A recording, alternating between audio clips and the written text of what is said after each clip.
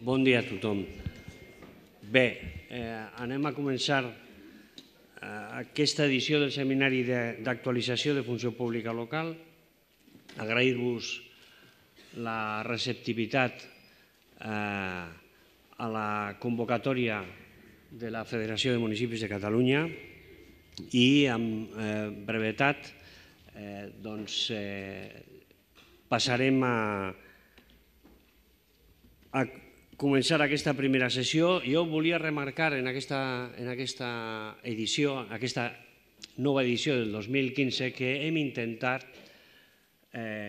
o volem, tenir com a objectiu introduir algunes petites modificacions en el que ha estat el contingut habitual d'aquest seminari i donar-li una vessant pràctica, introduir aquesta vessant pràctica, que ja avui començarem amb una iniciativa que avui ja és una realitat, que és l'acord comú de condicions dels empleats públics que han assolit i han signat, han formalitzat ja les entitats municipalistes i els sindicats. I per això, en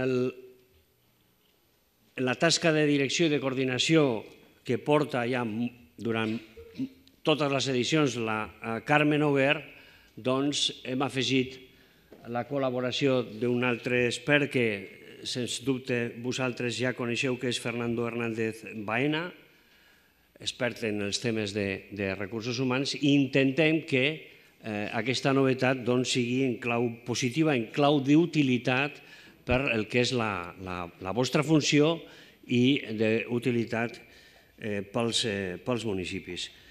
Jo passaré la paraula ara a la Carmen Noguer perquè expliqui com han preparat o els perfils que han donat en aquesta nova edició, i us excuso que haig de marxar perquè tenim un altre acte a les 10 i no podré acompanyar, però estic present realment. Carme, quan vulguis.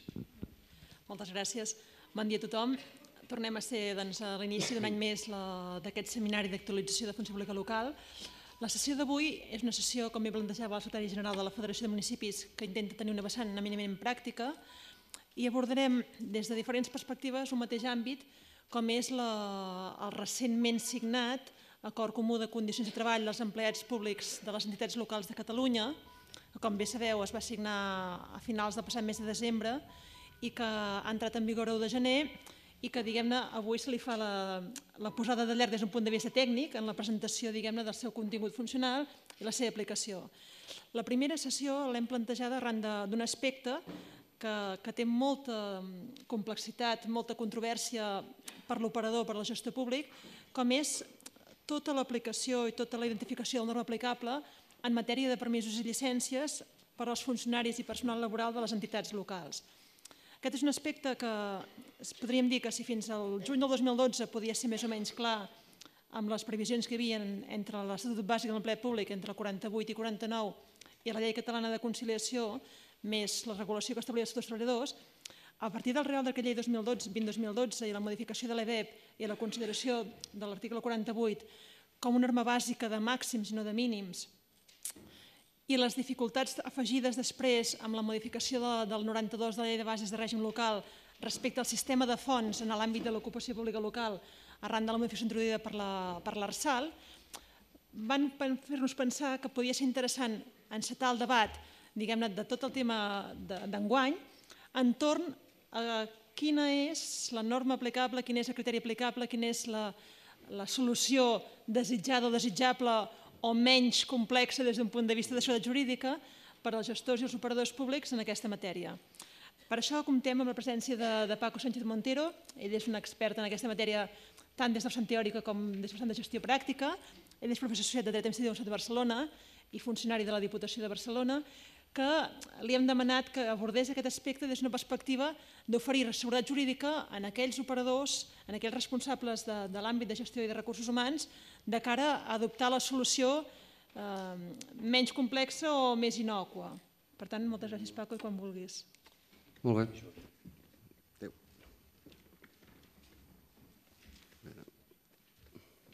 Això com funciona?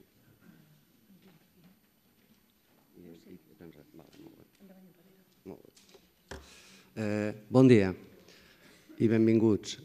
Agraeixo tant a Nacho Soto, secretari general de la Federació de Municipis de Catalunya, com a la Carme, de la seva Comissió de Funció Pública i directora coordinadora del seminari, la invitació que m'han fet fa uns dies, per poder debutar en aquest nou context que em parlava en Ignacio Soto. Molt bé.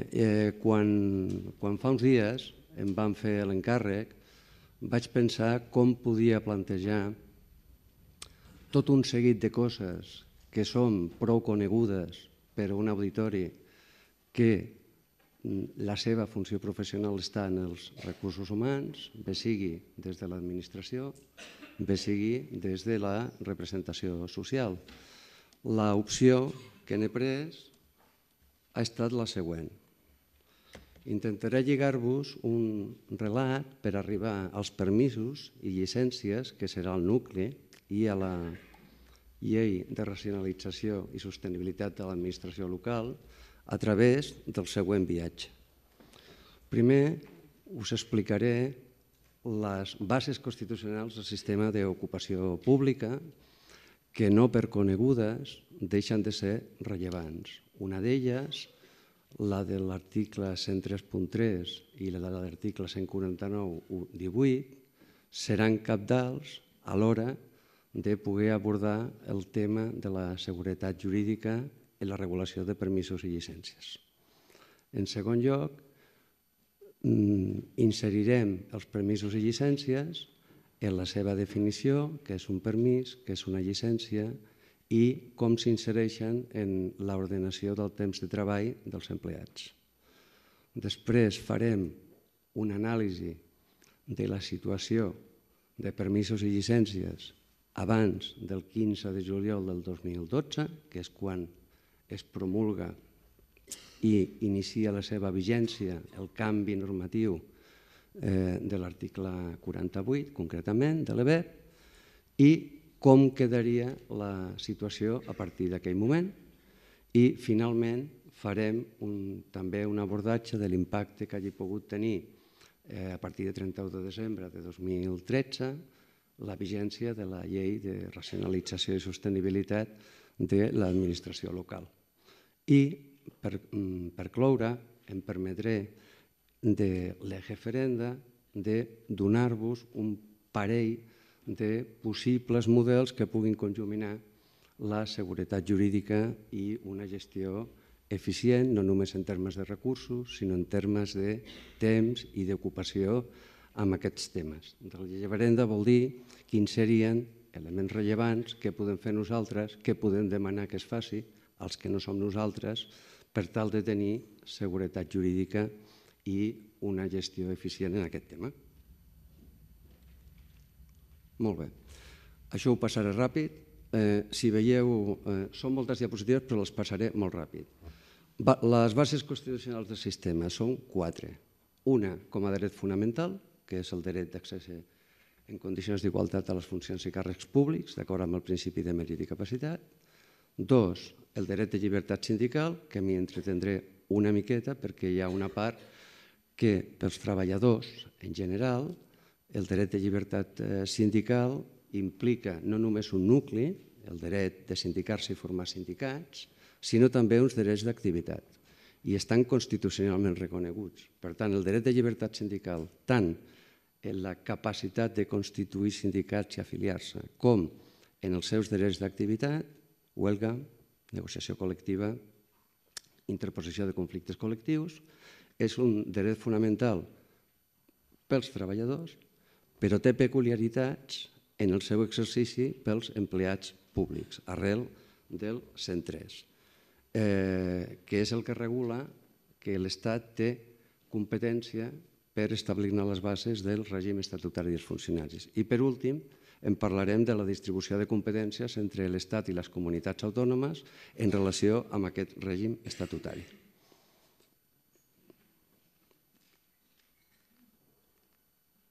Molt bé. això és el que us acabo d'explicar, el tema de la llibertat sindical. Aquí fer-vos veure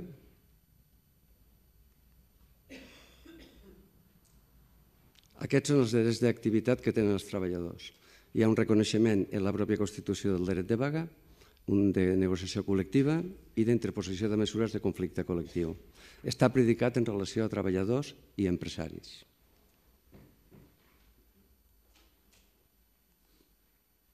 Mentre que l'article 103, també de la Constitució, diu que aquests drets de sindicació, pel cas dels funcionaris públics, tindrà peculiaritats. Aquestes peculiaritats són les següents. Pel que fa al dret de vaga, finalment en l'EBEP es reconeix el seu exercici amb la garantia del manteniment de serveis essencials per a la comunitat. Pel que fa al dret de negociació col·lectiva, també es regula en l'EBEP que configura el procediment per fer la negociació col·lectiva.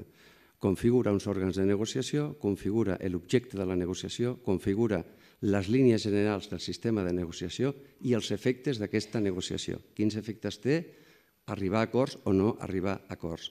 Només des de la conculcació d'aquests elements es podrà al·legar que s'ha conculcat la llibertat sindical.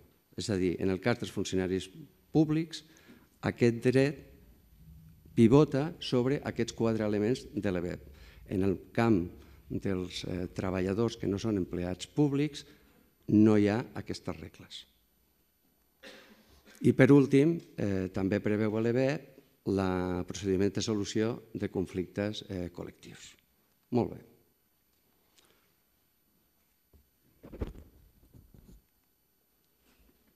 Tercer element, que ens farà arribar al nucli del règim estatutari, ens farà arribar als drets i deures dels funcionaris i ens farà arribar finalment als permisos i les llicències. Diu l'article 103 que la llei regularà l'Estatut dels funcionaris públics i altres coses. Com veureu després, això és una reserva legal, és a dir, l'Estatut dels funcionaris públics, que no hem de confondre amb el que veurem després, que se l'anomena règim estatutari dels funcionaris públics, en relació a les bases i a les competències. Aquí el que està fent la Constitució és dir que l'Estatut dels funcionaris públics té reserva de llei, que la seva regulació s'ha de fer a través d'una llei formal. Mentre aquesta definició de la Constitució, a través de diferents sentències del Tribunal Constitucional, se li ha anat donant contingut. Què és subjecte de la reserva de llei? Tots aquests elements que veieu aquí, l'adquisició i pèrdua de la condició de funcionari, la carrera administrativa, els drets, deures i responsabilitats dels funcionaris, el seu règim disciplinari, la creació i integració de cossos i escales, posteriorment la provisió de llocs de treball i més posteriorment les situacions administratives. Aquest seria el llistat de continguts de l'Estatut dels funcionaris públics que tindrien reserva de llei i quina regulació per una norma que no sigui formalment una llei no seria adequada a la Constitució. Per últim, el joc de les competències. En l'apartat de comunitats autònomes, l'article 149 regula com és el joc de competències entre l'Estat i les comunitats autònomes. Concretament, en l'exposició que en farem servir 3 d'aquests articles. Un és l'1.7. L'Estat té competència exclusiva sobre la legislació laboral i aquí les comunitats autònomes només poden executar allò que l'Estat legisla en exclusiva. D'altra banda, el 13, el 149.1.13 ens parla d'un títol competencial per fer normes exclusives de l'Estat que des de fa 4 anys està de moda. No s'havia fet servir quasi bé mai i des que estem en un món de dret de crisi, doncs cada vegada més qualsevol norma de l'Estat, encara que parli del vol dels ocells, invoca com a títol competencial les bases i coordinació de la planificació general de l'activitat econòmica. I per últim, l'Estat també té la competència exclusiva sobre les bases del règim estatutari dels funcionaris. Aquest és el concepte que no hem de confondre amb Estatut dels Funcionaris. Hem dit abans que l'altre funciona només a nivell de reserva de llei. El concepte règim estatutari dels funcionaris, el seu contingut és el que permetrà a l'Estat dictar bases en fórmula de competència compartida amb les comunitats autònomes que les podran desenvolupar sempre i quan no les contradiguin. I què diu l'Estatut en relació amb això? L'Estatut fa una declaració general en el 136A que en parla que la Generalitat té competència exclusiva sobre el règim estatutari del personal al servei de les administracions públiques catalanes i l'ordenació i organització de la seva funció pública, diu, salvant el que diu la lletra B. La primera part de la frase, competència exclusiva sobre el règim estatutari del personal al servei de les administracions públiques catalanes, no té cap contingut. És una previsió perquè en cas que o bé el Tribunal Constitucional considerés que algun element de la funció pública no és bàsic poder legislar, com veurem després, hi ha una llista interminable. I finalment, la competència exclusiva acaba sent només sobre l'ordenació i l'organització de la seva funció pública, com no podia ser d'una altra manera, tot i que en el passat ha estat discutit. I també en parla que té competència compartida, en aquest cas, per al desenvolupament dels principis ordenadors de la funció pública. Per tant, aquí ja està reconeixent en el propi Estatut que l'Estat en té la competència exclusiva per les bases d'aquests principis ordenadors, com també de l'adquisició i pèrdua de la condició de funcionari, les situacions administratives i, pel que fa al dia d'avui, els drets i els deures del personal al servei de les administracions públiques.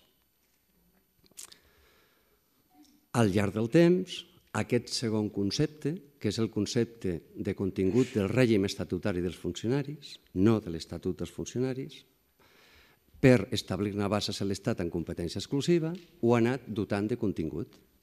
I en aquest moment de la jurisprudència constitucional se'n deriva que aquests que ja preveia l'Estatut d'Autonomia de Catalunya de 2006 estan incorporats dintre.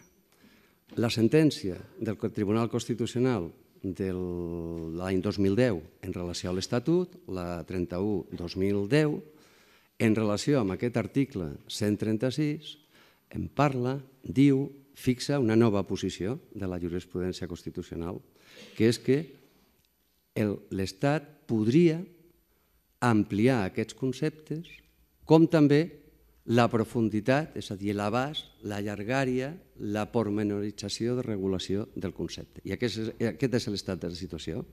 Estem parlant de ciències jurídiques i no de ciències exactes, i aquests són els elements de referència per navegar en aquest espai. Molt bé. El temps de treball. El temps de treball dels empleats, també els públics, inclou, evidentment, la jornada de treball. També, sistemàticament, sempre s'hi posen les vacances diferenciades, que és un dret, diríem, d'absència. Per què? Perquè és un dret irrenunciable, cosa que no ho són ni els permisos ni les llicències. En relació als permisos i llicències, són dues absències del lloc de treball que després veurem per habilitació legal queden justificades i poden ser exigits individualment per mentre es mantinguin vigents les normes d'aplicació d'aquests permisos i d'aquestes llicències. Aquest nivell d'exigència és diferent en el cas dels permisos que en el cas de les llicències. Les diferències doctrinals que s'han vist al llarg del temps són, per un costat, que la llicència, la interrupció de temps de treball sovint és més llarga, té més durada, una llicència per estudis, una llicència per anar a l'estranger, etc., o per raons especials, raons concretes i especials. Actualment hi ha una certa confusió d'aquestes figures. De fet, la figura de la llicència és una figura a extingir. romandrà segurament, perquè hi ha elements que no són... La realitat, diríem, supera les possibilitats de regulació legal, però serà una figura cada vegada de menys conceptes. Per què? Perquè, entre d'altres coses, el nivell d'exigibilitat com a dret subjectiu del permís és molt més gran, com veurem després. I, per tant, en els pactes es procura pactar permisos i no pas llicències que estan més sotmeses a la decisió de l'administració. Per tant, els permisos serien habilitacions legals que permeten que un empleat no compleixi la jornada laboral que té estipulada, la jornada de treball, durant un temps. Un temps que normalment no s'ha de recuperar. Tenen la naturalesa que són de curta durada, també habitualment, però tenen una certa immediatesa. És a dir, les causes, en general, estan sotmeses a un fet immediat, el qual fa que un cop que transcorreixi aquell temps concret ja no es podrà gaudir. L'exemple és matrimoni. Abans s'havia de gaudir en el moment que la gent es casava, ara es pot fer dintre d'un any, però no al cap de 2 ni al cap de 3. Quan un permís per malaltia, mort, accident, etc., doncs té un temps de caducitat, vull dir, s'ha de gaudir en aquell temps. En general, també els permisos, a diferència de les llicències, s'han de concedir, és un acte bastant reglat, si es dona la causa estipulada. En la configuració d'un permís, normalment hi ha una causa, uns requisits i un temps. Si es dona la causa, està bastant regulat que la concessió és força automàtica, sempre que n'hi hagi els elements de sol·licitud, avís, justificació, acreditació que consideri cada organització. Però té un element de que s'han de concedir. Molt bé. Em sembla que m'he passat. No, correcte. Després farem el mateix en relació a les llicències. Molt bé. Quan llegim l'EBEP, veiem que té 2 grups de permisos en el 48, abans i després de l'any 2012. Per un costat, una categoria que podíem anomenar permisos generals, que serien els de l'article 48 i que són diferents dels de l'article 49, com anirem veient per moltes coses. Una inicial, és que l'article 48 de l'EBEP no surt del 8, surt d'un dret individual dels empleats públics que el propi EBEP reconeix en el seu article 14M, que diu: los empleados públicos tienen los siguientes derechos de carácter individual, lletres, i arriba amb una que diu la M.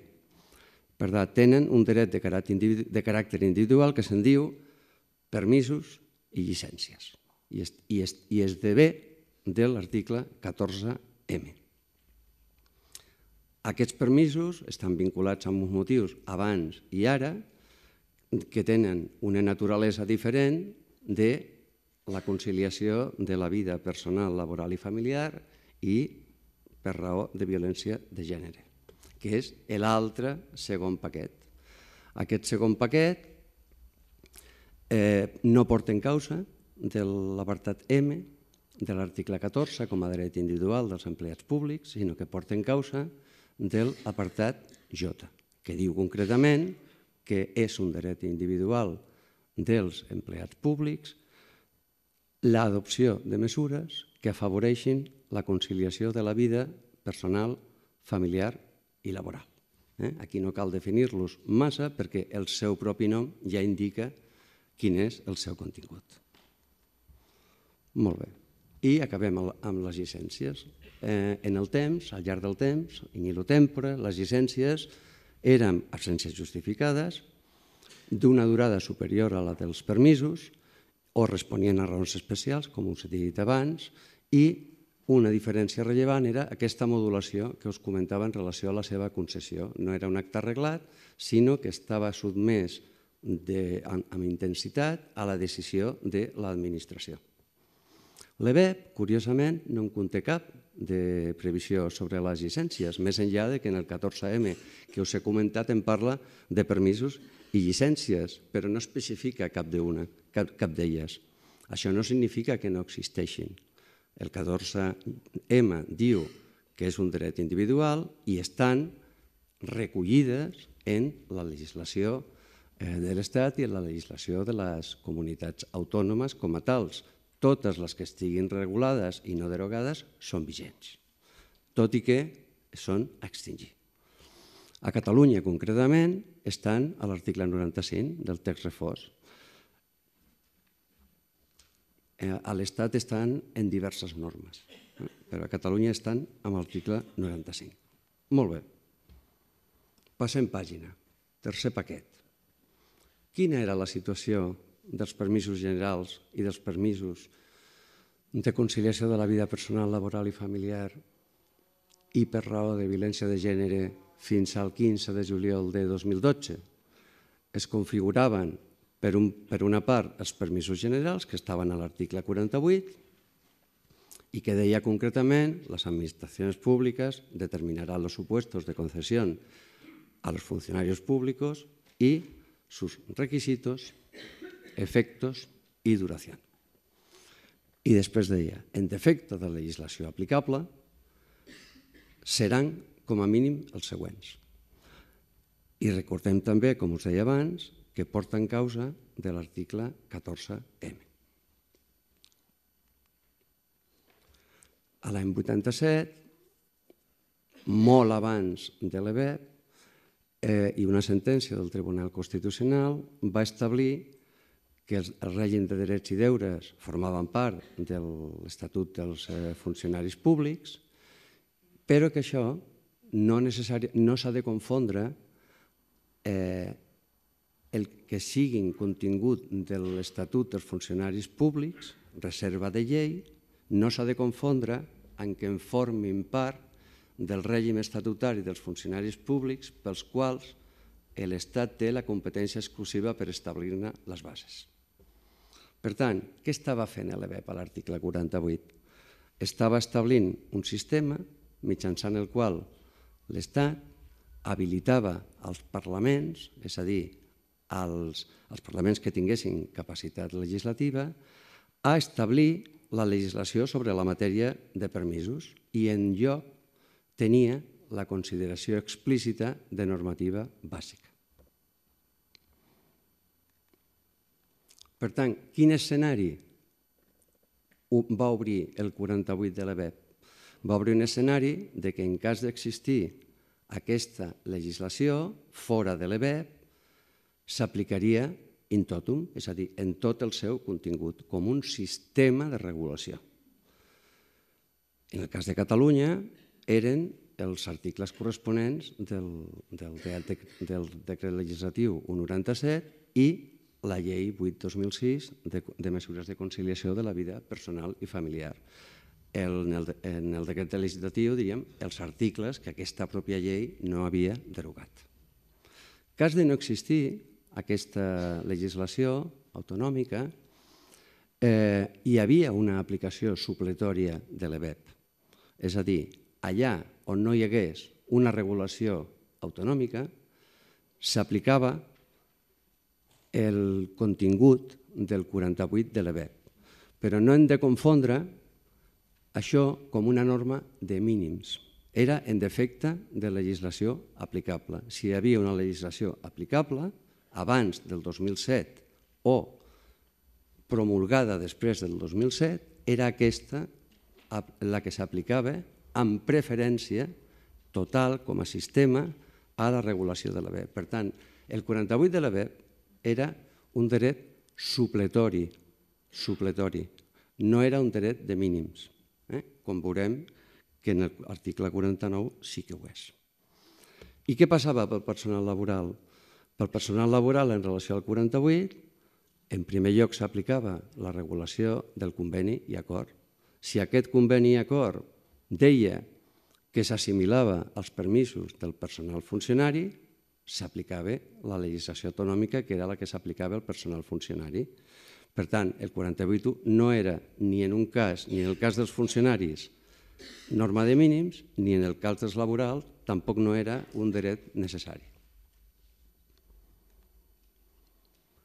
El que l'any 2007, amb la regulació del 48, no era possible, és a dir, podia haver legislació o podia no haver legislació, però el que no era aplicable era la tècnica de l'espigueig, que la jurisprudència defineix com aquella tècnica per la qual es pretenen acollir condicions més favorables de diversos ordenaments jurídics diferents i perquè diu que l'aplicació del criteri de norma favorable s'ha de fer en relació a la unitat de regulació, que és el sistema de regulació, en aquest cas l'autonòmic, i en defecte de sistema de regulació autonòmic, la previsió de mínims de l'EBEP. Molt bé. Tampoc era possible, teòricament, que les meses generals de negociació tractessin aquest tema, per dues raons. Una, per la vigència del 300 de la llei municipal i del règim local de Catalunya i del 142 del 781, mitjançant el qual les competències per a aquesta regulació les tenien les comunitats autònomes. I l'article 37.1 de l'EBEP permet que l'objecte de negociació sigui, hi ha un número que diu els permisos, etc., però diu en relació a les competències de cada administració pública. En té competències una entitat local en relació als permisos dels seus treballadors? Sí. Quines? No la dels requisits, els efectes i la duració, sinó tots els elements d'aplicació concreta en aquella entitat, als calendaris, a la jornada, quan, com, de quina manera s'acredita, etc. Això, com veurem després, no ha estat així, evidentment, tots ho sabem. Llavors, quan sigués aplicable, recordeu dos casos, quan sigués aplicable la legislació autonòmica perquè hi havia un sistema de regulació amb aquests permisos, la competència estava en la comunitat autònoma. Per tant, la negociació s'hauria d'haver produït en la comunitat autònoma. De fet, quan s'han produït elements relatius als permisos per la regulació dels funcionaris de les comunitats autònomes, també han estat d'aplicació a l'administració local, com és el cas de Catalunya. Per altra banda, si arribéssim a la conclusió eventual de que no és aplicable la legislació autonòmica, sinó la legislació de l'Estat, serà en seu estatal a les meses de negociació que el propi EBEP considera i preveu. Un altre tema, com us deia, són les adaptacions a cada organització, a cada entitat local, com s'acredita, etc. Evidentment, això no ha estat així. Des de 2007 el modus operandi ha estat que en les meses de negociació, en primer lloc, es feia el conveni laboral. El conveni laboral moltes vegades deia que els mismos permisos que els funcionaris.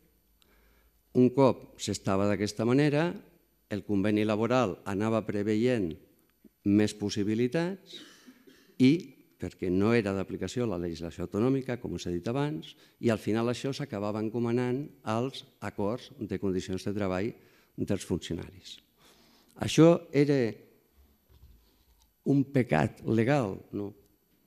No, de fet, n'hi ha molt poca jurisprudència en relació a conflictes aplicatius en relació amb això, el qual no significa que fos correcte. Molt bé. Segon paquet de permisos. Regulació, recordeu, 2007-2012.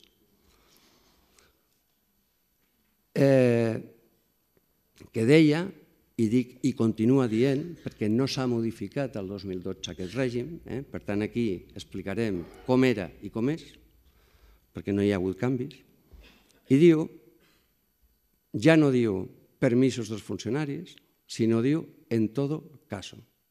Això el primer que produeix és que l'àmbit d'aplicabilitat no siguin només els funcionaris i que els laborals hagin d'arribar a través de, sinó que s'aplica directament al personal laboral y al personal funcionario. En todo caso, diu, se concederán los siguientes permisos. Recordeu allò de l'exigibilitat. És quasi un acte degut si s'acrediten els motius. Diu, con las correspondientes condiciones mínimas. I després fa un reguitzell, fa un seguit de permisos. Per tant, s'està dient que aquest 49, aquesta modalitat, aquesta categoria de permisos de conciliació de la vida personal, familiar i laboral i per raó de violència de gènere són aplicables de forma directa al personal funcionari i al personal laboral de les administracions locals i de la resta d'administracions sense necessitat de cap instrument legislatiu addicional i de cap instrument col·lectiu de determinació de les condicions de treball addicional. I a més, ho diu amb caràcter de mínim. És a dir, tot el que hi ha a l'article 49 és aplicable i com que són condicions mínimes, són ampliables. Són ampliables quan a motius i quan a duració. Són ampliables. Per què? Per moltes coses, però dos de rellevants. Una, en l'any 2007 es va promulgar la Llei Orgànica 3/2007 en relació a temes, en relació a aquests temes. I porta a causa aquest article no pas del 14.9, sinó del 14J. Les tres diferències substancials d'aquesta categoria de permisos del 49 en relació a les del 48 són les següents, són evidents, són palmàries i estan en funció del bé jurídic protegit. En primer lloc, s'aplica de forma directa i immediata. En segon lloc, a diferència del 48, aquesta sí és una norma de mínims, sí és una norma de dret necessari en l'àmbit laboral també. I si hi ha legislació de desplegament d'aquest article, ha de respectar els mínims. I finalment, s'aplica, com us deia, tant al personal laboral com al personal funcionari. Què passa a partir del 15 de juliol de 2012? Pel que fa al 49 no passa res. Pel que fa al 48 hi ha una modificació substancial.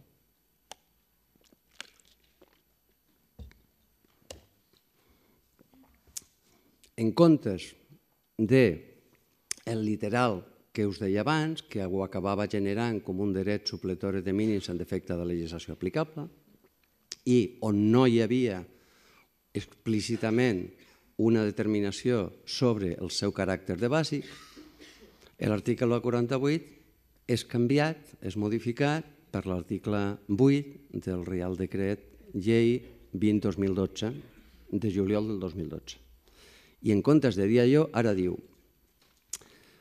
permisos de los funcionarios públicos, artículo 48. Això és el mateix, això no ha canviat. El que ha canviat és el literal. Los funcionarios públicos tendrán los siguientes permisos. És a dir, passem d'una regulació supletòria de mínims només en defecte de la legislació aplicable a una regulació que passa a ser explícitament bàsica per determinació del propi decret llei 20/2012, que a més és taxada i tancada,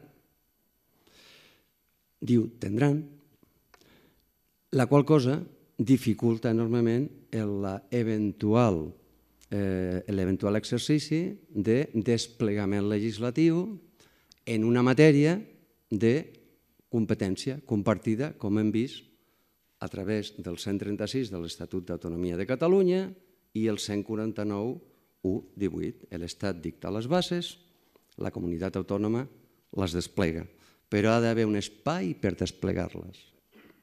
Si la base és tancada i taxada, al final el paper de la comunitat autònoma pot acabar sent el paper de les entitats locals, és a dir, quins papers demano per acreditar-lo. Per tant, gran diferència, canvi substancial. A més, el propi article 8 del 2012 disposava en el seu apartat 3 la suspensió dels acords, pactes i convenis per personal funcionari. Tot això, perdoneu, no me'n remonto, però d'aquest decret llei, al cap de 2 o 3 dies, va haver-ne una correcció d'errors important, i alguns d'aquests elements estaven en la correcció d'errors, no estaven en el decret inicial. Aquí em sembla que era una d'elles.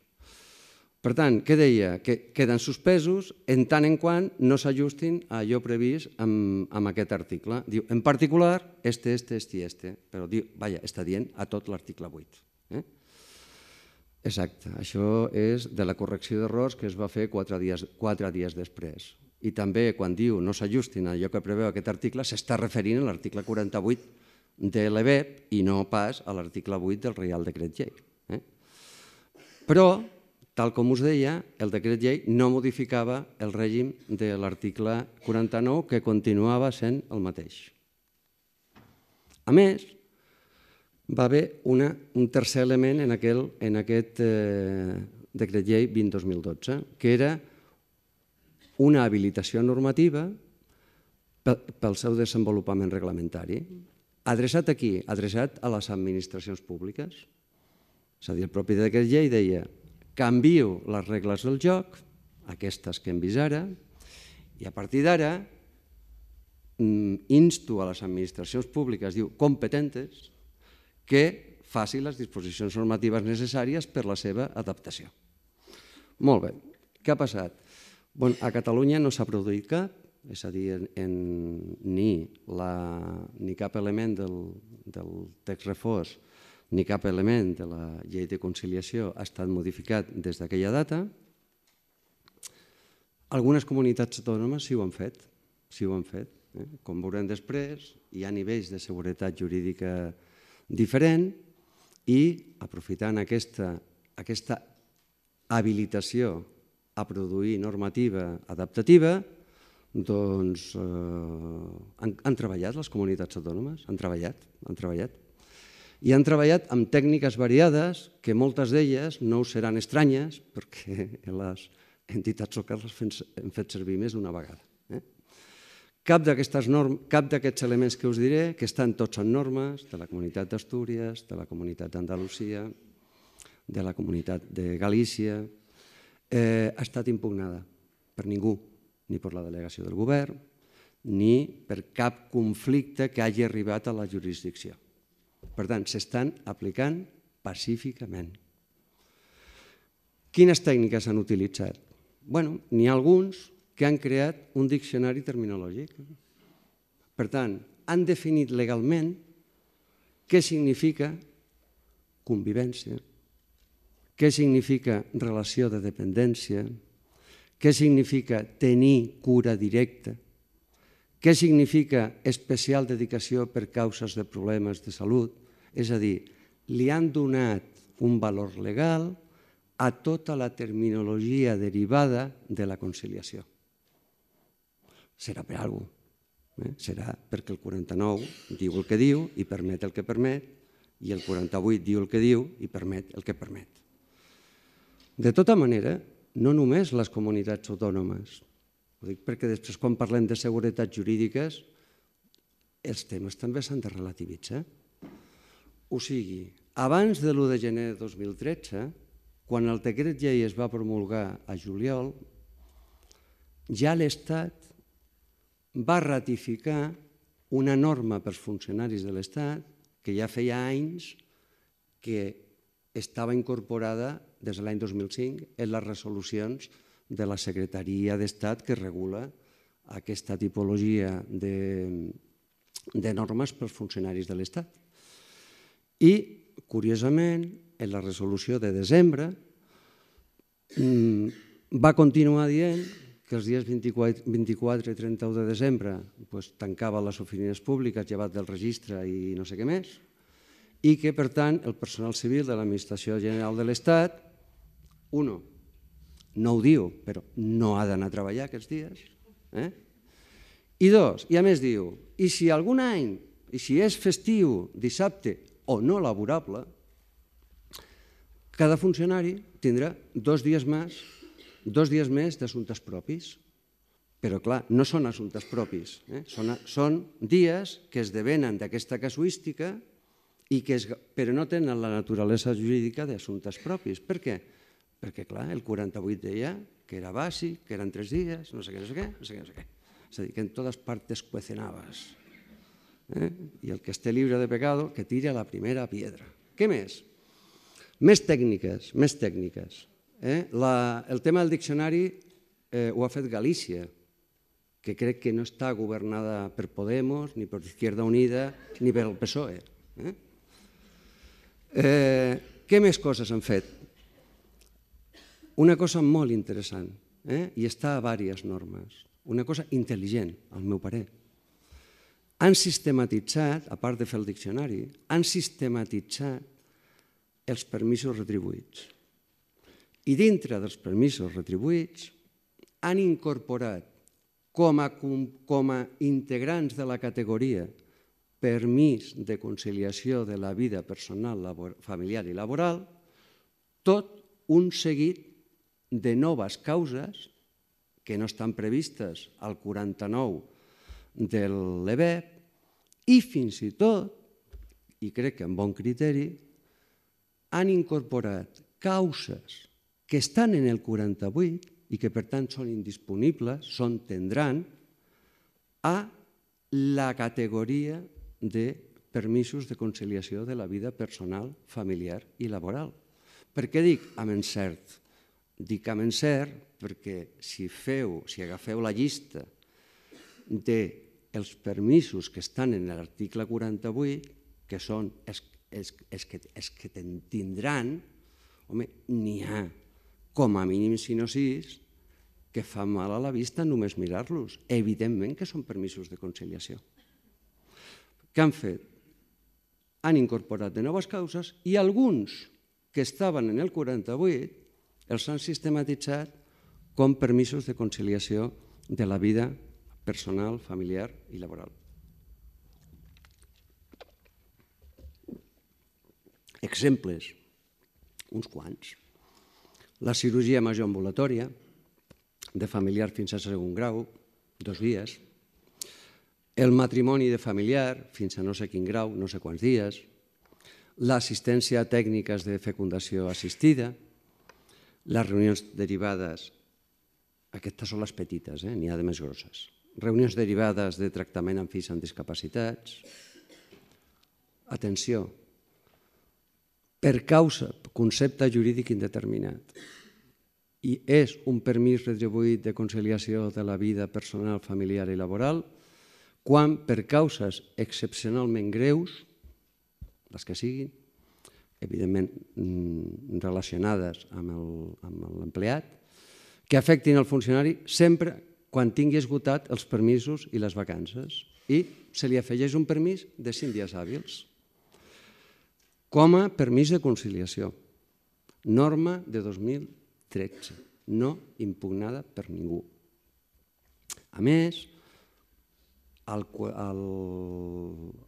supòsit A, em sembla que és l'article 48, el supòsit 1, mort, accident o malaltia greu, se li afegeixen, miri, i si és fora de l'Estat, de la península, diu, de la península, doncs li dono més dies. Clar, això no es podria fer en el marc que jo us comentava, però ho incorporen com a permís de conciliació. Raons de guarda legal, que és una altra que està també en el 48. El trasllat de domicili, que també està en el 48, doncs diuen que quan és en canvi de localitat 2 dies i si canvia de província 3 dies, perquè també ho sistematitzen com un permís retribuït en la categoria de conciliació. Més encara, la lactància, la incorporen, ampliant terminis, en aquest cas 16 mesos. El matrimoni o la inscripció com a parella de fet el consideren un permís de conciliació i no com l'EBEP que no ho incorpora. I a més d'això hi ha també tot un seguit i un reguitzell en totes aquestes normatives que n'afegeixen de permisos ja no retribuïts, és a dir, una justificació de l'absència, i molts supòsits de flexibilitat horària. Què vol dir tot això? Doncs vol dir que d'una forma pacífica, sense impugnacions, n'hi ha un conjunt de més d'1 milió d'empleats públics que tenen aquest règim de permisos. Home, això que ens dius no lliga a el que ens acabes d'explicar del 48. Després, quan clogui, diríem, aquest és un nivell de seguretat jurídica i un nivell de problemes. Aquest altre és un altre nivell de seguretat jurídica i un altre nivell de problemes també més baix. D'acord? Què més deia el 20-2012 finalment? Doncs tenia una disposició addicional quarta que deia en virtut de quin títol competencial del 149-18 que us comentava al principi emanava aquella norma i deia en aquest cas que el 48 era bàsic i canviava la seva regulació. Doncs bé, deia en aquesta disposició que el títol 1, dintre del qual estava l'article 8, que era el que modificava el 48, ho fa, diu que és bàsic en funció dels articles 13, hem comentat abans que eren les bases de la coordinació de l'activitat econòmica general, 17, que aquest no us he dit, però és el del règim de la seguretat social, és una competència exclusiva de l'Estat i no tenen, només la poden executar les comunitats autònomes. El 18, bases del règim estatutari dels funcionaris públics i el 156.1, que parla de la coordinació de les hisendes estatal i autonòmica. Diu, excepto unos artículos, que això és només aplicable als funcionaris de l'Estat. Bé, d'ençà que va sortir la norma, doncs unes quantes de comunitats autònomes ja van presentar, i està pendent de resolució, recursos d'inconstitucionalitat contra l'article 8. N'hi ha molts recursos contra molts articles d'aquest Reial Decret 20-2012, però concretament els recursos a l'article 8 n'hi ha 3, el del govern basc, el del govern andalús i el de la Generalitat de Catalunya. Els arguments de la Generalitat m'han semblat especialment interessants i no són massa diferents dels del govern basc, que sí que en té de temes forals, i del de la Junta d'Andalusia. Aquest recurs, la seva base, està en què al cap d'una setmana que es va promulgar el decret aquest, es va demanar al Consell de Garanties Estatutàries que fes el judici d'adequació a la Constitució i adequació a l'Estatut d'aquest Reial Decret Llei. Al cap de 4 dies, és a dir, el 22 d'agost, recordeu que la correcció d'errors va ser el 18 o el 19 de juliol, el Consell de Garanties, és a dir, van treballar a l'estiu, es van moure, i va presentar un dictamen, concretament l'11-2012, del qual us he sintetitzat els motius específics d'impugnació, d'anàlisi, que són els que després es van incorporar al recurs d'inconstitucionalitat, que està en seu del Tribunal Constitucional. La primera, que suposo que és aquesta la que han fet servir pel decret llei d'adequació de l'Alersal a Catalunya. Recordeu que es va dictar el juliol d'aquest any passat un decret llei i al cap de 4 dies, arrel d'un dictamen del Consell, va dir mira, això ho ha de fer per llei, no ho pot fer per decret llei, perquè necessita 3 requisits. un que sigui urgent, dos que sigui extraordinari i tres que siguin ajornable. De la lectura que l'any 2012 va fer el Consell del Reial Decret Llei, va arribar a la conclusió que era extraordinari però no era ni urgent ni inajornable. Prova palesa d'això és que totes les previsions de permisos s'ajornaven a l'1 de gener de 2013. Per tant, perfectament es podia haver fet amb una llei formal, amb els terminis, fins i tot d'urgència, que estan previstos en les càmeres legislatives. A més, diu, també considerem que no s'ajusta a la Constitució i a l'Estatut perquè transforma el règim de permisos dels empleats públics d'una regulació originària de dret supletori, només, de mínims, efecte de legislació, en aquest cas catalana, en una base estatal taxada que no permet el seu desenvolupament. I a més afegeix un argument. La extensió de les bases sempre ha de deixar un espai pel desenvolupament, però especialment ha de deixar un espai més gran quan aquestes bases no afecten el tractament comú dels administrats davant de l'administració.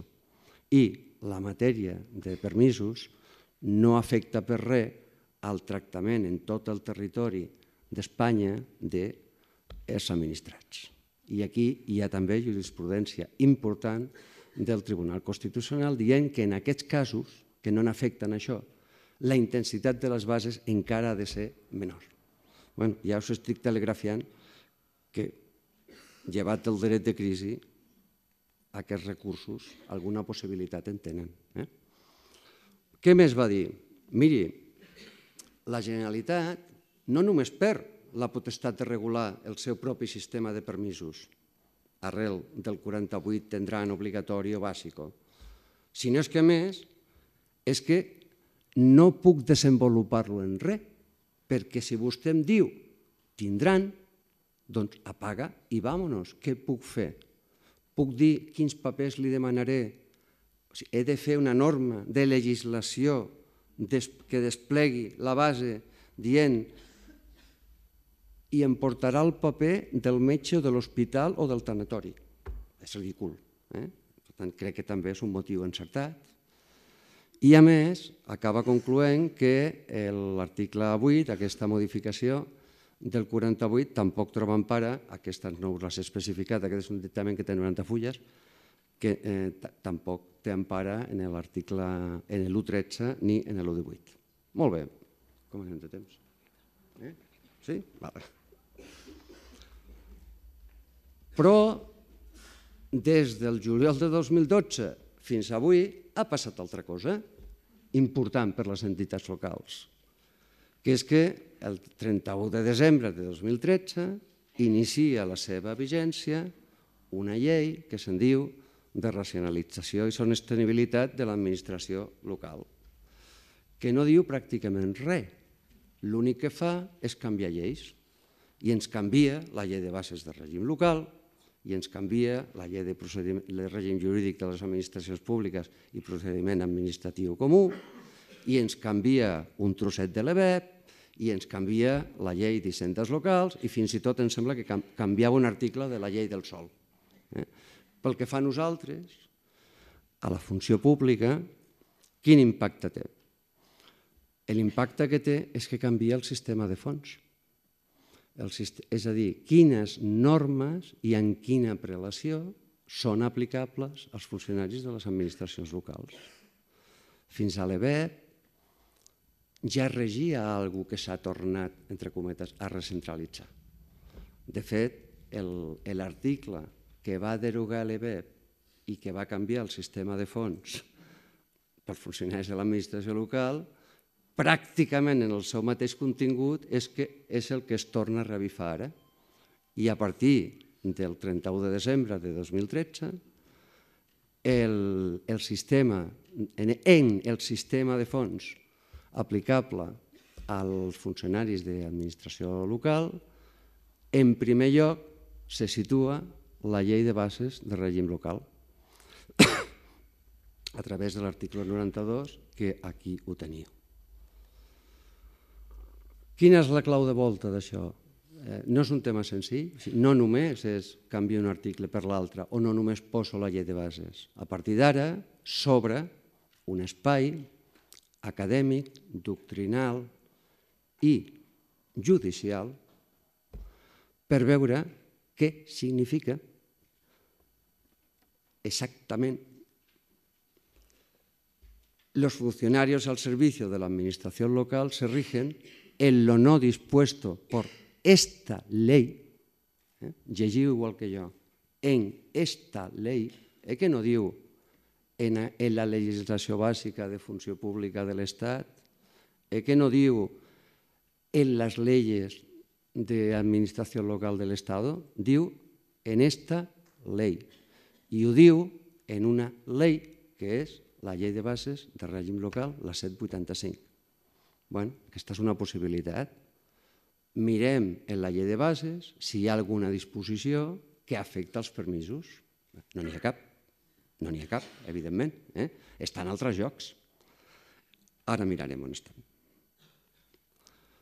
Per tant, el sistema de fons que l'EBEP va canviar i que va permetre un pas en l'homogeneïtzació no només de les condicions de treball, sinó de tota la regulació dels funcionaris d'administració local, apropant-la a una funció pública més general, a partir del 31 de desembre de fa 2 anys, torna a sortir d'aquest paraigües homogenitzador.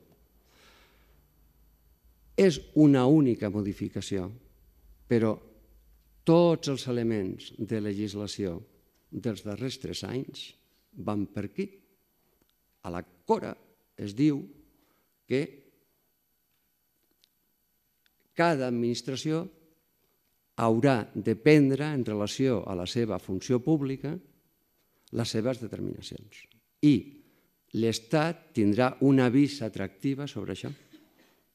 Jo crec que sortiran més normes per les quals aquest sistema de fons intentarà apropar als funcionaris d'administració local a la legislació en matèria de règim local de l'Estat més enllà de la llei de bases. Ara en parlarem del 781, en parlarem de Catalunya. Per tant, el nou sistema quin seria? Doncs primer la llei de bases, amb el que nassos significa això, després l'EBEP i després, en els termes del 149.1.18 de distribució de competències, la legislació de l'Estat i la legislació de les comunitats autònomes en matèria de funció pública. No es canvia el sistema de fons ni res en relació al personal laboral. Aquest canvi de sistema de fons només afecta al personal funcionari.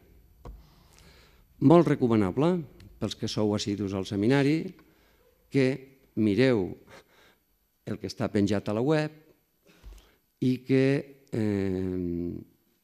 té el títol, us poso que és recomanable revisitar, i ho he fet, la ponència que va presentar Joan Mauri l'11 de juliol de l'any passat i que era titulada El sistema de fons en matèria de funció pública local a la llum de l'Arsal, en el qual ens va exposar que n'hi ha diverses interpretacions possibles d'aquest canvi de sistema de fons i que si no es fa un esforç interpretatiu, acadèmic i doctrinal que finalment acabi, suposo, als tribunals, l'administració local perdrà qualsevol possibilitat de regulació dels seus funcionaris.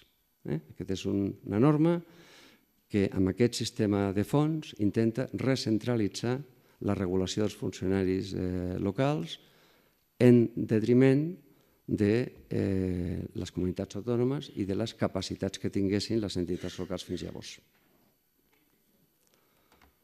Molt bé, no esmenta els permisos la llei de bases, però el 142 del text refós, del Real Decret Legislatiu 781 de l'any 86, sí que en diu que los funcionarios de la administración local tendrán derecho a los permisos y licencias que estiguin a la legislació autonòmica, diu, i supletòriament l'estatal. I fins i tot el 300 del text refós de la llei municipal i de règim local de Catalunya diu pràcticament el mateix. No diu supletorio al Estado, no cal que ho digui, ho serà, però realment hi ha una quasi identitat en les redaccions. Molt bé. Si apliquessin, no la llei de bases, sinó imaginem que al final del debat del sistema de fons surt que el 781 en aquest article que hem dit és font abans que l'EBEP. Doncs quina conseqüència tindria? Que el règim de permisos i llicències dels funcionaris d'administració local seria el de la comunitat autònoma. Si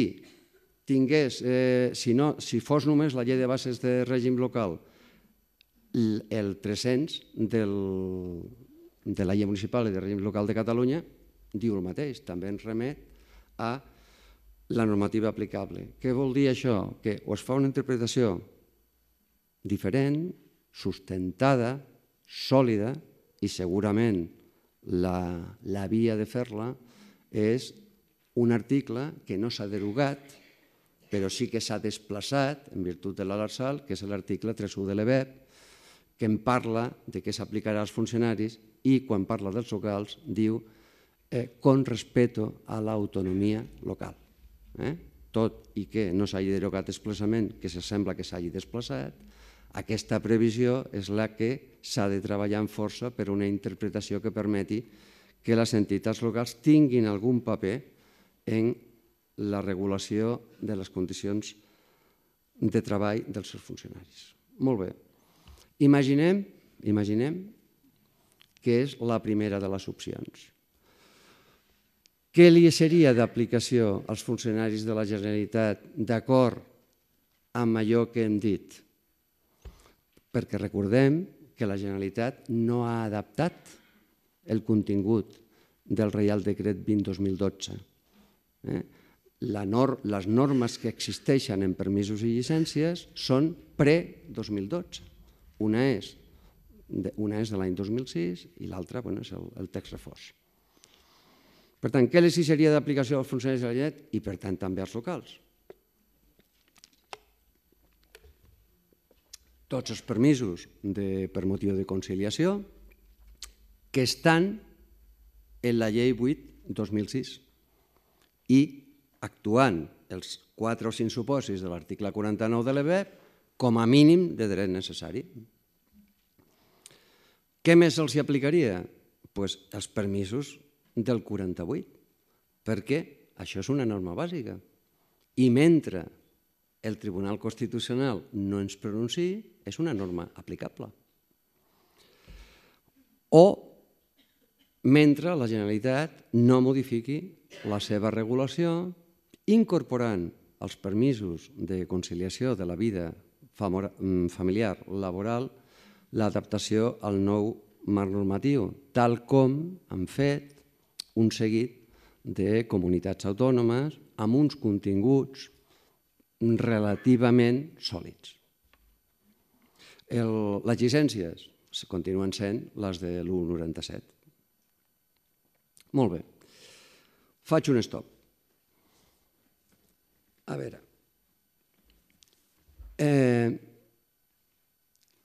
Nivells de seguretat jurídica en matèria de permisos i llicències del personal al servei de l'administració local.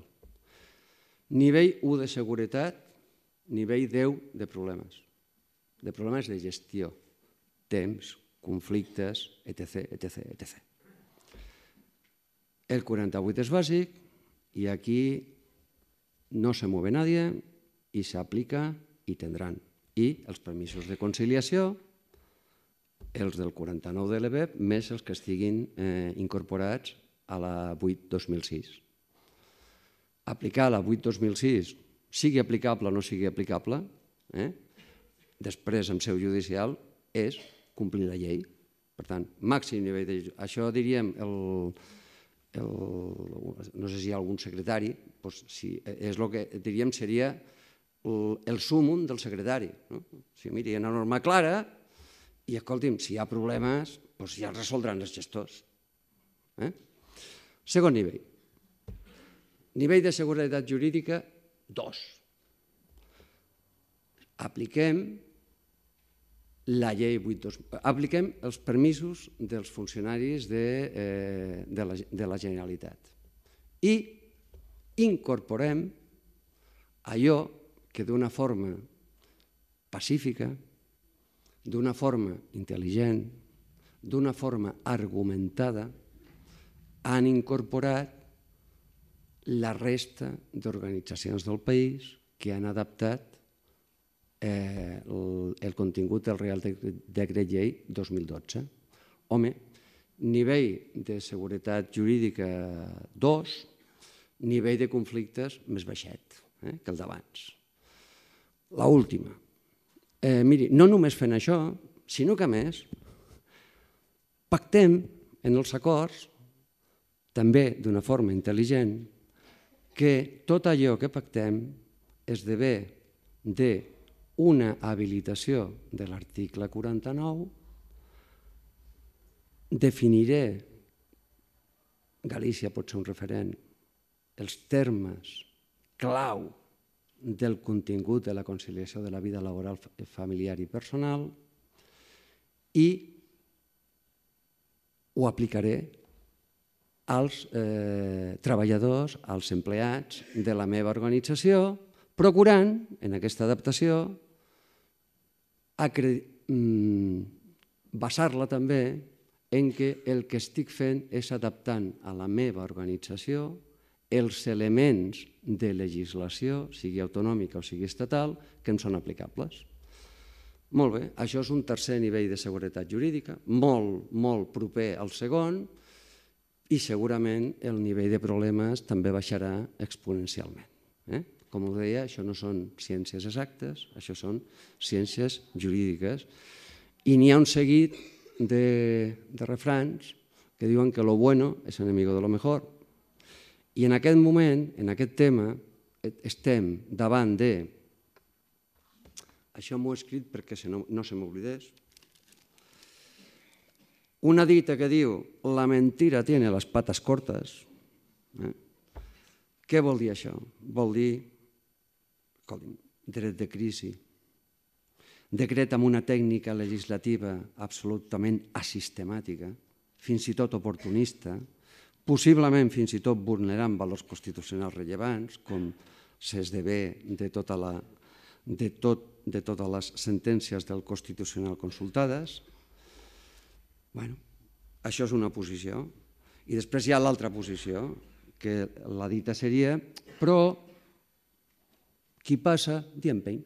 Qui dia passa, any empeny, que és una mica una posició que lluny de lo que es pugui pensar, no fer res és decidir. No s'està prenent una decisió d'aquestes que he dit o d'altres per l'acció només. Si no es fa res, també s'estan generant solucions i problemes. La tranquil·litat que tenen els funcionaris d'aquestes comunitats que us he dit que han fet aquest esforç, jo us asseguro que és exponencialment superior a la que podem tenir en aquest moment a les administracions locals de Catalunya. I enllaço amb el que vindrà després, entre cometes, sort de tenir també un instrument que conté elements de seguretat jurídica. Jo no estaré, però suposo que és l'objecte de la reunió d'avui, no pas la meva exposició. Molt bé. Us deia al principi, quan deia el vol d'ocell, que acabaria de l'eje ferenda amb alguna proposta, amb alguna possibilista que pogués conjuminar la seguretat jurídica i els elements d'una gestió eficient dels recursos públics. Crec que quasi que se'n deriva, no caldria potser ni que les digués, però això seria la síntesi, no? S'hauria de conjuminar de l'eje ferenda un plantejament de mínims, és a dir, mínim necessari en allò que té referència a la conciliació i la violència de gènere, perquè són valors que tenen una rellevància constitucional, ara no me'n recordo de memòria, però n'hi ha uns quants articles de la Constitució que els preveuen. També el propi EBEP ho articula com un dret individual en un lloc diferent dels permisos. També el propi Estat en el 49 els ha donat un règim diferenciat i, per tant, si definim d'una manera prèvia i si pot ser amb algun valor normatiu què significa la conciliació, segur que permetrà als funcionaris locals i a tots innovació i ampliació en aquest marc de permisos en aquesta tipologia. Segurament també, per seguretat jurídica i per gestió eficient, això hauria d'estar al costat d'un plantejament tancat en permisos generals i llicències. Avui perquè és el tema que toca, però això no està en el cap de cap legislador, això no està al cap de ningú en el país, ni en aquest ni en el gran. Ens interessa a nosaltres. Vosaltres sabreu, però li importa molt al vostre regidor, al vostre alcalde, al vostre diputat. Hi ha altres temes més importants, tant en funció pública com no en funció pública. Per tant, no estaria malament també, per un tema també d'una gestió eficient, que hi hagués un plantejament tancat en permisos generals. Escolti'm, en conciliació, obert, de mínims, amb innovació, amb ampliació, però, home, no un plantejament tancat com el que hi ha ara.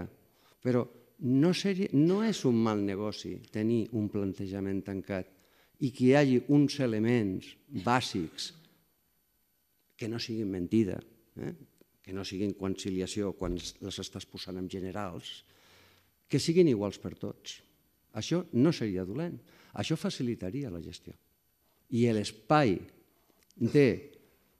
no només de conciliació de les persones, sinó també de conciliació dels posicionaments entre les organitzacions i els representants dels treballadors, tindríem un espai en l'espai de conciliació i violència de gènere.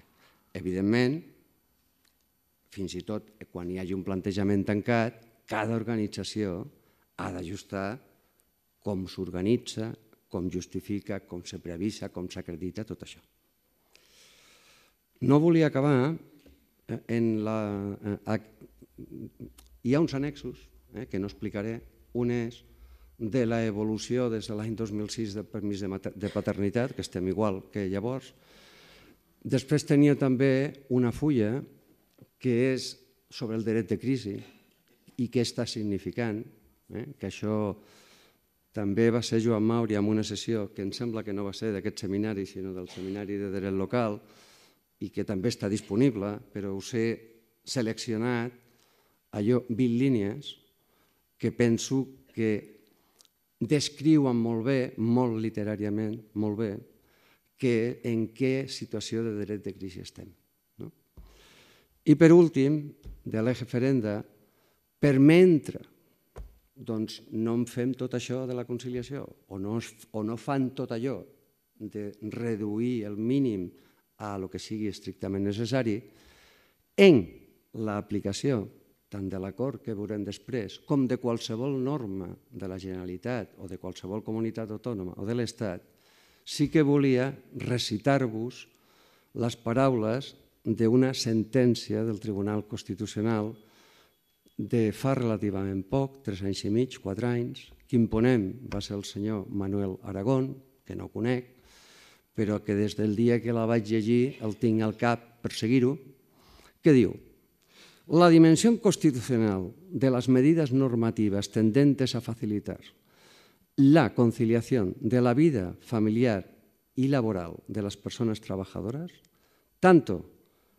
desde el derecho a la no discriminación por razón de circunstancias personales, això EDL és una sentència, una referència legal, como desde el mandato constitucional de protección a la familia y a la infancia del artículo 39, debe prevalecer y servir de orientación para la solución de cualquier duda interpretativa que pueda suscitarse ante la aplicación de un supuesto concreto, de una disposición que afecte a la conciliació professional i familiar.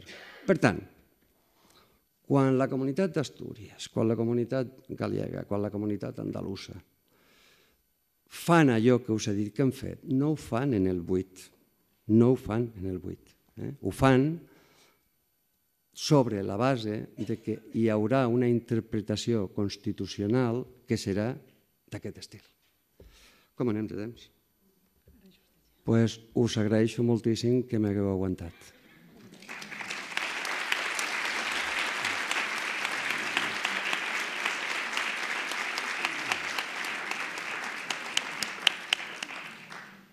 Moltíssimes gràcies, Paco, per aquesta excel·lent presentació, diguem-ne, de més amb aquest fil històric que crec que ha ajudat a situar molt el que és el marc teòric de tot aquest règim i la gran problemàtica que suposa per l'operador jurídic actual. Passaríem ara a encetar el que seria el torn de paraules, de plantejaments. Si et sembla, m'agradaria només introduir un aspecte.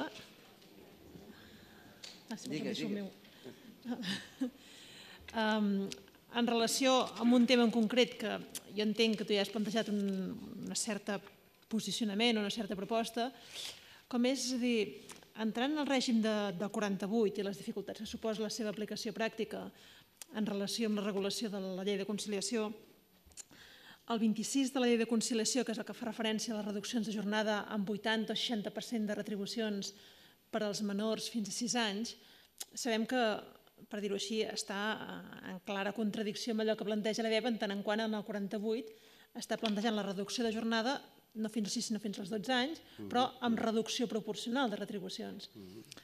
El TCJ de Catalunya, el 2011, va plantejar una qüestió d'inconstitucionalitat que el 12 el TC va resoldre dient interpreto que el 26 és constitucional perquè no entro a la regulació nova del 48 de l'EDEP. És a dir, tot i que quan el TC es pronuncia el 48 de l'EDEP ja ha estat modificat pel Real Decret Llei 20-2012, per aquest article 8, el Tribunal Constitucional fa un posicionament de dir, jo entenc que ja se'm vaig posicionar en la qüestió constitucional respecte a la regulació primigènia de la norma i, per tant, interpreta que com allò era un dret de mínims i, per tant, supletori, el 26 en relació als permisos és plenament constitucional. No tinc tan clar quin seria el seu posicionament si efectivament s'hagués de pronunciar amb la regulació actual del 48.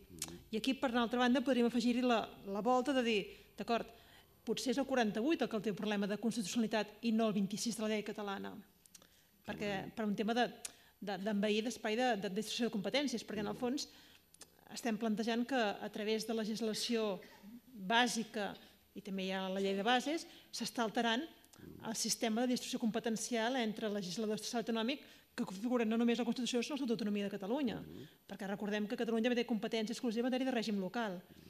Per tant...